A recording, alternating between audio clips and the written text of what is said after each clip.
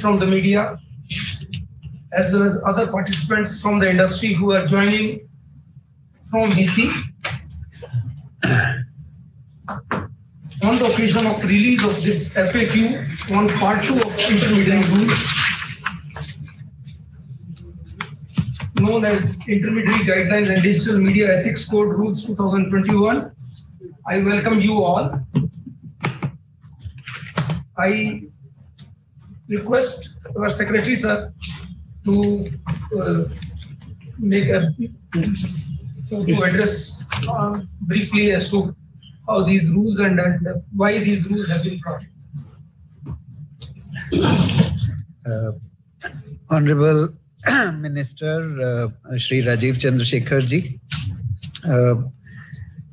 our learned ASG Shri Vikramjit Banerjee, also Shri Chetan Sharma ji, my colleagues from the ministry, eminent people from various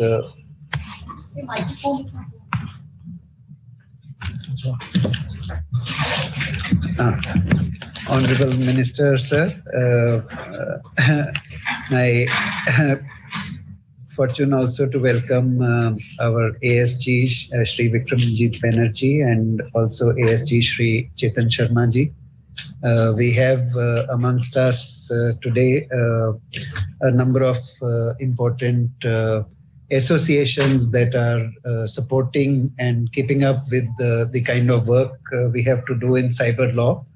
I welcome them, the media persons, and many of the representatives from the industry who are also here with us.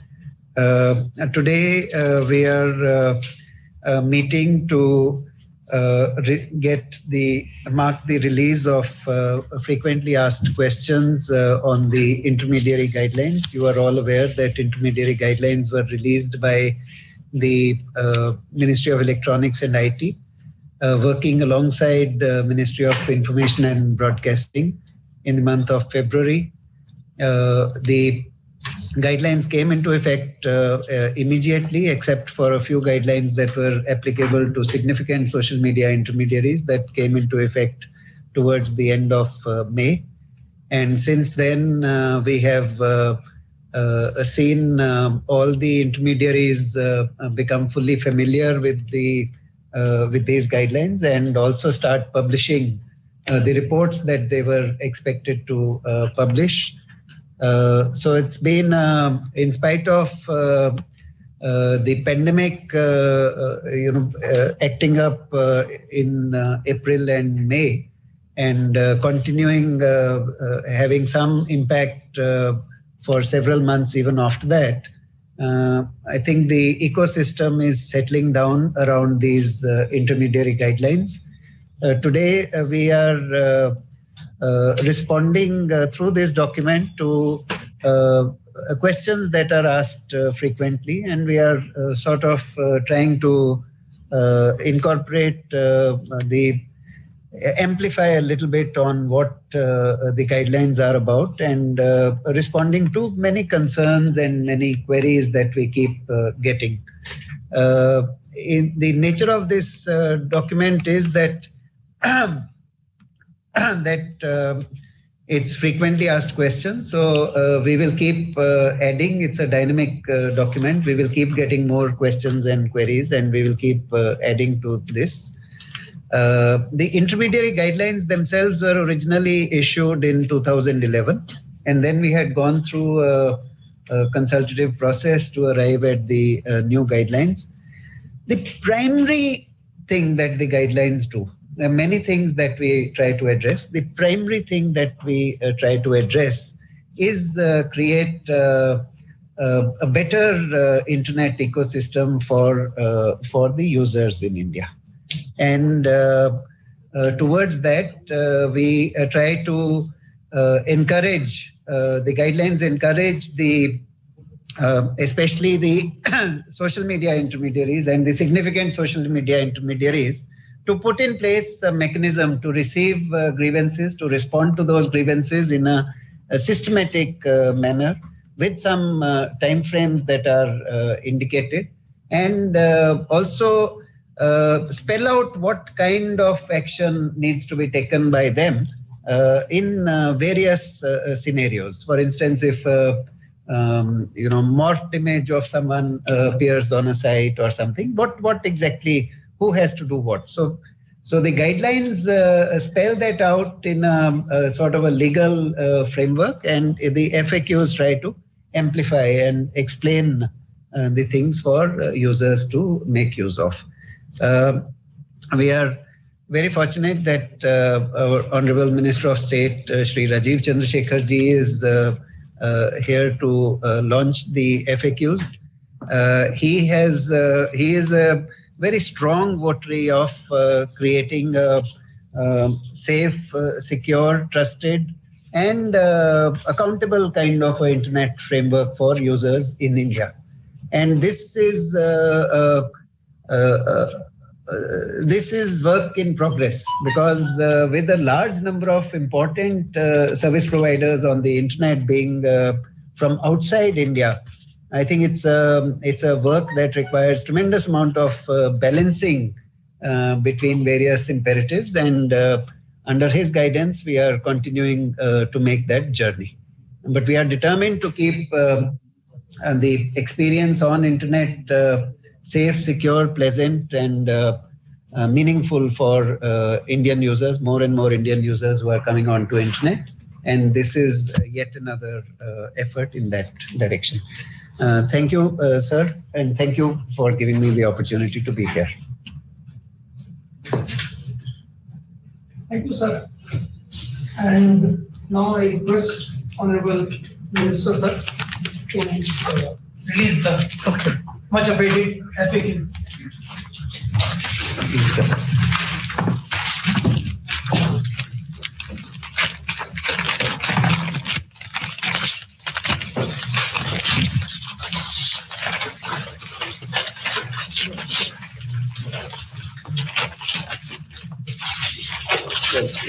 Please come in the business.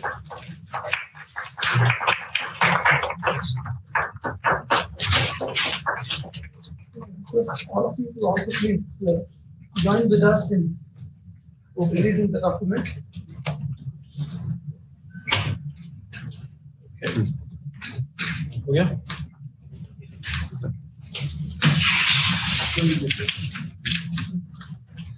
The document is also now becoming available on Ministry of Electronics and IT.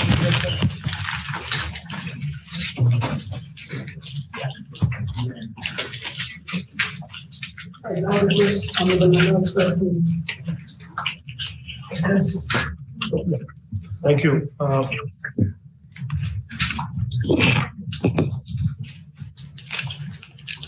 To my colleagues at the MeitY, to Vikramjit Banerjee, the ASG, Chetan Sharmaji, the ASG, members from the industry who are online, and some of you are present today. There are consumer organizations here as well, and members of the media. Thank you all for being here this afternoon. I apologize for the half an hour delayed start to this program. I was caught in another meeting at the Ministry of Skill Development, which is the other ministry where I draw half my salary. So I have to balance these two things.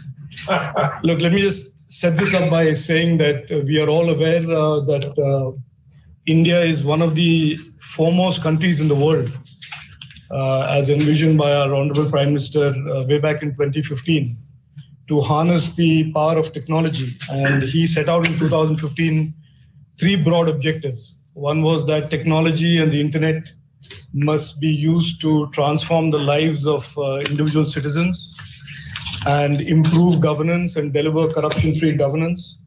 The second was he wanted technology to play a big part in expanding our digital economy.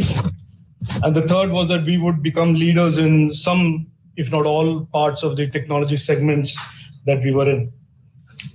Keeping that as a backdrop and recognizing that we are today one of the countries that is increasingly using technology to deliver government services, public services, and that along with the fact that we are increasingly becoming one of the world's largest internet economies, and that we have 80 crore Indians online and soon 120 crore Indians online, it is absolutely important that from a public policy point of view, that the internet always remains open and free.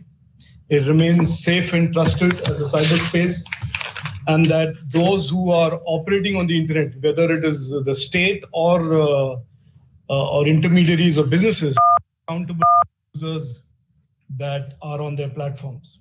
So it is in that context that the IT rules were promulgated in February and then came into effect in May. And as I had promised and the government of India had promised, that all of our policy making in this space will be not just evolutionary, because as we move forward, there are newer and newer challenges in the technology space. You will appreciate that, and I think everybody around the table will appreciate that. But that we would create these policies in a manner of consultative, engaged basis. In that these policies, these rules, these regulations going forward will always be made in an evolving manner. That is just the reality of the cyberspace. But even when it will evolve, it will evolve with a significant amount of consultation and feedback. The FAQs are simply what FAQs stand for, frequently asked questions. There were a number of questions raised when the rules were promulgated. What are the reasons for this? Is this a method to try and interfere with the internet ecosystem?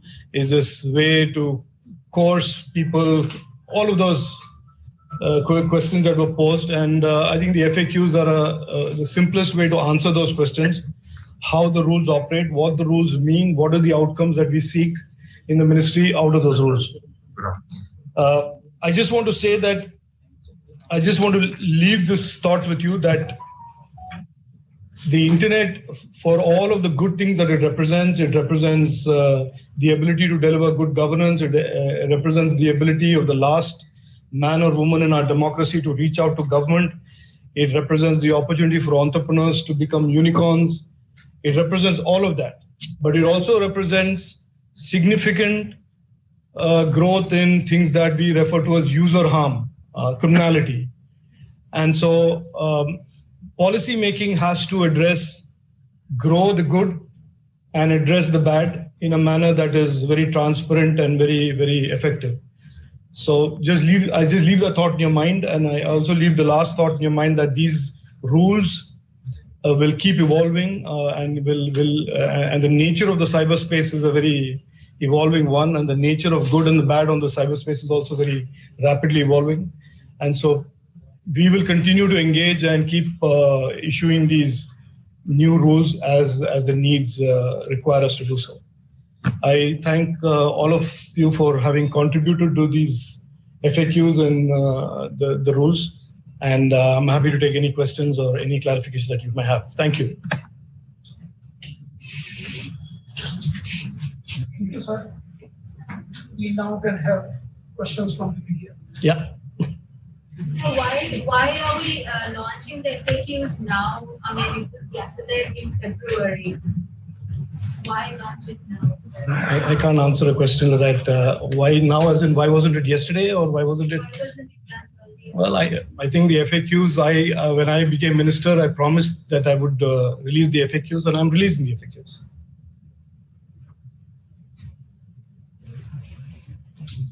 Any other questions? Can you elaborate on this accountability and, when you're talking about criminality and all these things, can you just elaborate that in simple terms? What the FAQs will address? I think accountability and openness are very important attributes of the way we see the internet.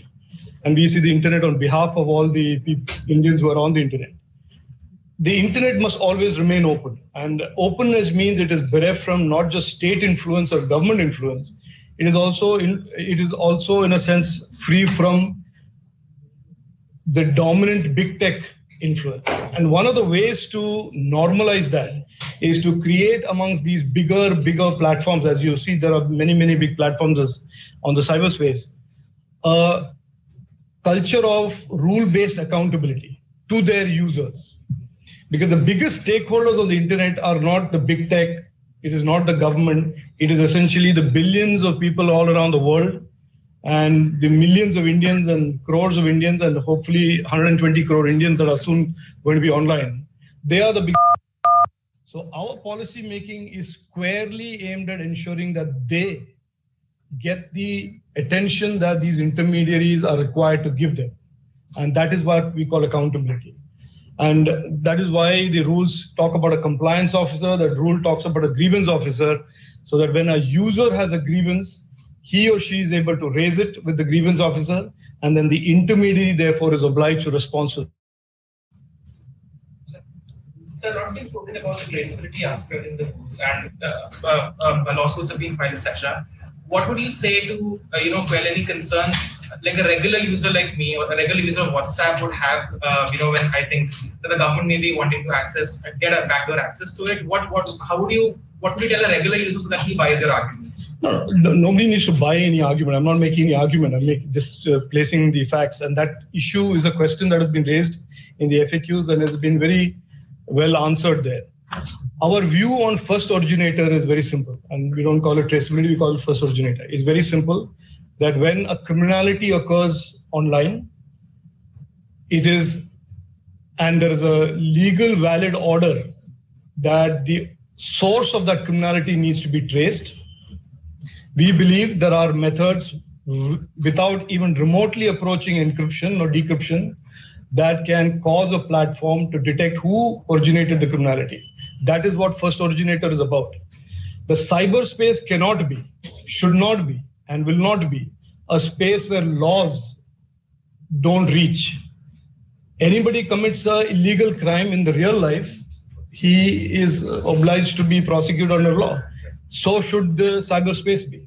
So our position is very clear, and if you read the affidavit or the petition that the ministry has submitted in the courts, we are very clear about our position that cyberspace cannot become a place where criminality finds refuge.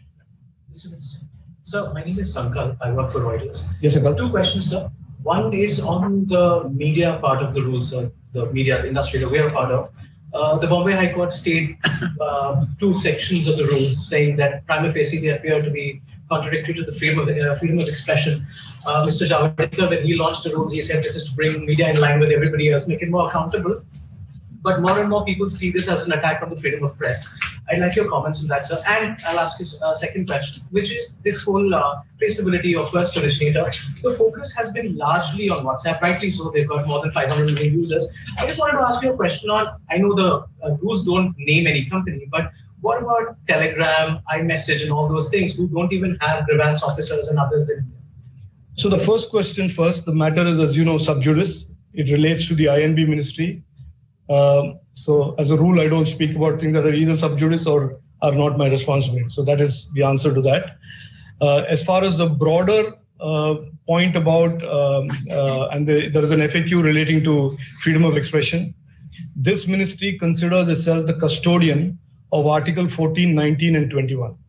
The right to privacy, the right to non-discrimination, and right to free speech are things that we will vigorously ensure are protected.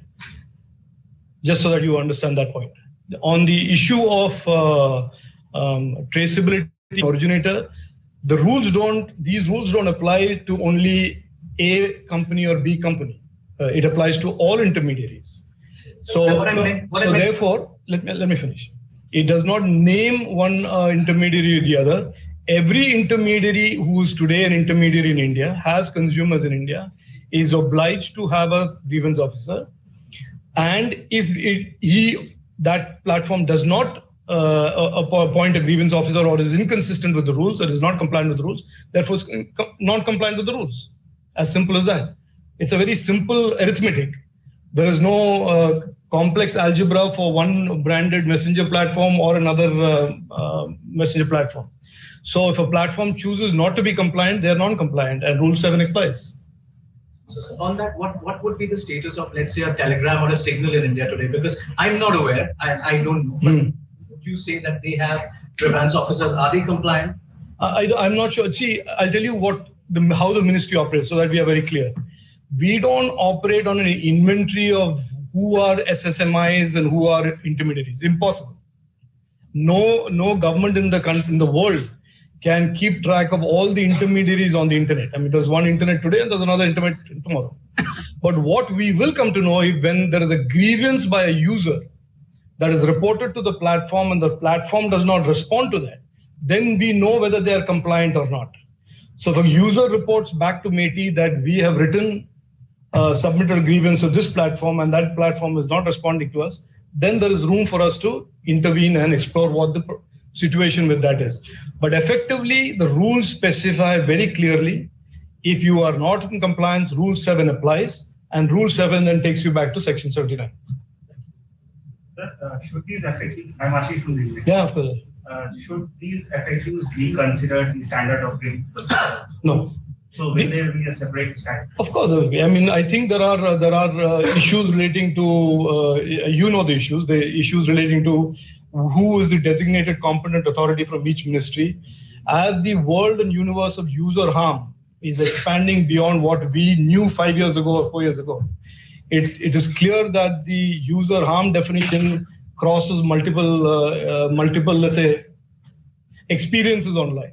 And therefore, there will be at some point an SOP that the government will come up with and the ministry will facilitate in that, which will designate which agencies are the ones who will be designated competent authorities. And that's, I think, part of the natural evolution of these rules.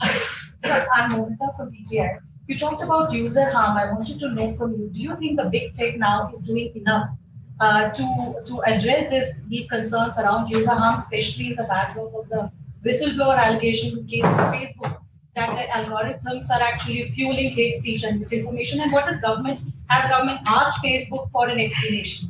Look, I'm not on not the second part of the question. The first part of the question, I've been asked this before. Let me answer very clearly that in cyberspace and in matters of jurisprudence of the internet, we are always going to be behind where the problem is. So, like I said recently in an interview, what we thought were the problems of 3-4 years ago, what we thought the problems that did not exist 3-4 years ago are problems today. And the challenges of user harm that will happen a few years from now do not exist today. So this is always going to be about playing catch up. That is the nature of these jurisprudence around the cyberspace. But having said that, we have noted, of course, and I have personally, before I became minister, raised the specter of the need to scrutinize algorithms. This is a publicly stated position of mine.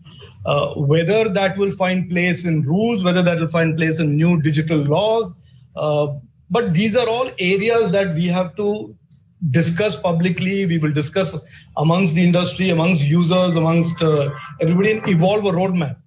But to answer your question in short, algorithms as a substitute for algorithms that infringe on Article 14, 19, and 21 of any citizen is still an infringement of Article 14, 19, and 21.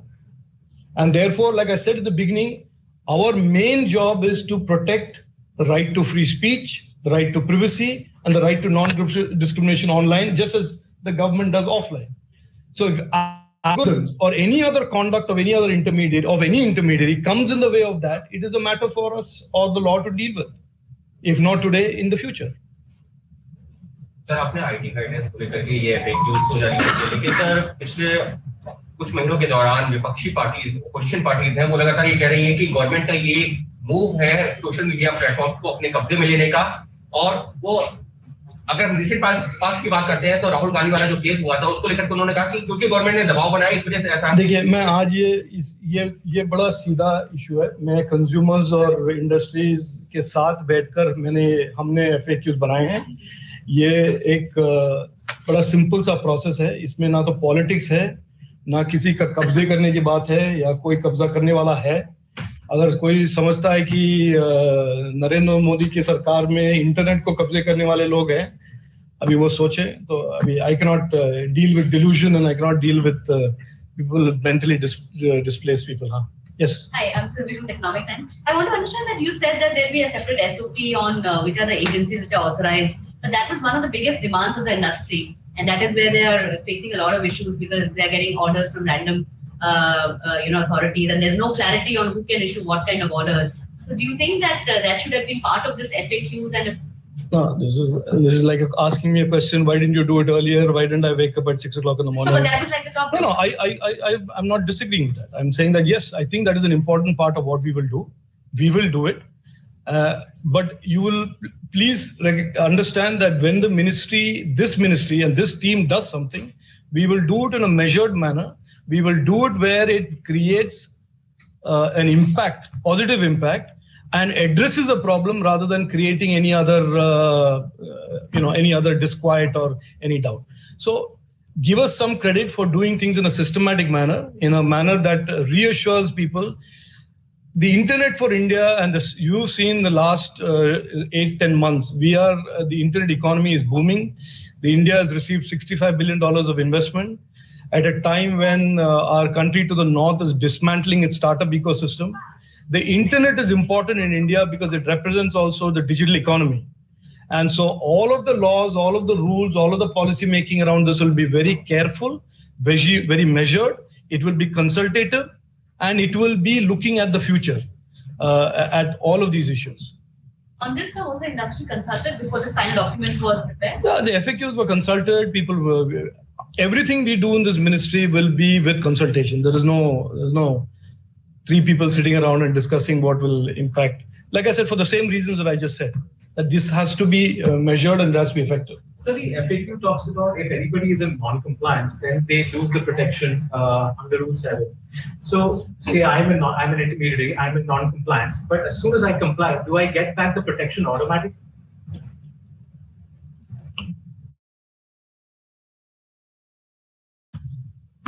I think it is for lawyers to figure that out. I'll tell you our approach to this. We are not trying to make this difficult for anybody. I mean, as long as intermediaries are compliant with the rules and follow the laws of India, and I mean this for any intermediary, okay, we are okay with it. There is no, if somebody takes an extra 5 days to be compliant, as long as the basic understanding is there that we want to keep the internet open, safe and trusted, and there has to be accountability of the intermediaries to the users. If you take 3 extra days for it, or 72 hours extra, I don't think we have a problem with it. But then comes the question of equality, that everybody else complied. Why do I get 3 days extra? Well, if you want now the guy on the 3rd day to be not losing the safe harbor, like I said, that's fine. You hold a point of view, I hold a point of view, and we need to agree on everything. So the platform has received a request from a contribution agent about a personal business request. And if the platform itself feels that, if the platform itself questions the validity of that request, do platforms reserve the right to refuse those requests at this stage? They reserve the right to refuse to obey the law of the land. For instance, right now, many people have been saying that there isn't enough clarity about who's authorized essentially to My request would be to answer your question. I am averse to bringing litigation into a relationship between policymakers and intermediaries, unless it's absolutely essential. We want to keep this very, very orderly. We want to grow the internet. We want all the good things in the internet to grow. So we are not going around looking for litigation, suing people on the internet. On this type of a problem, if there is somebody, we don't actually have an FAQ for that issue. I would request the intermediary to reach out to the ministry and figure out a solution for what their problem is, instead of taking a position. It is only when there is clearly a difference of opinion that, for example, that first originator equals breaking of encryption, as one company has argued, and we say no, it does not, then the matter, they have taken it to court. Otherwise, we are happy to sit down and resolve everything within the framework of the law and the rules. Okay. You want to say anything? Absolutely. Chetan? I think the minister said it, so I suffer from the same non-positivity of the mic in the first instance. The minister said it very lucidly. And it's all very apparent. The FAQs have been evolved after a consultative process. Transparency is the hallmark of the effort of the ministry. And if you would notice, the first three expressions are open, safe, and trusted. And accountability is a mere corollary there too. So let's take this as a whole. It's a great step forward by the ministry. And I'm sure that, as the Honorable Minister has said, we seek to avert litigation in every which way. We seek to really avert litigation in every which way. And that is the reason why the ministry has strained the extra mile to see to it that everything is very seamless. And I think there's nothing for any lawyer to add. The minister has done not only the minister's job, but our job as well. Thank you very much. So, anybody from the anyone from the video conference participants?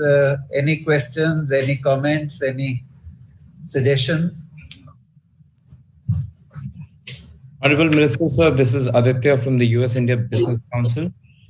Just wanted to congratulate you and the ministry for coming out with a very exhaustive set of frequently asked questions. And we really look forward to working on them and stand committed to working on a couple of SOPs and guardrails around it as well. So looking forward to that as well. Thank you very much, sir. Thank you. That's it. Okay. Thank you. Thank you. Thank you. Thanks a lot for joining with us. And I request all the coffee, dignitaries, please join for a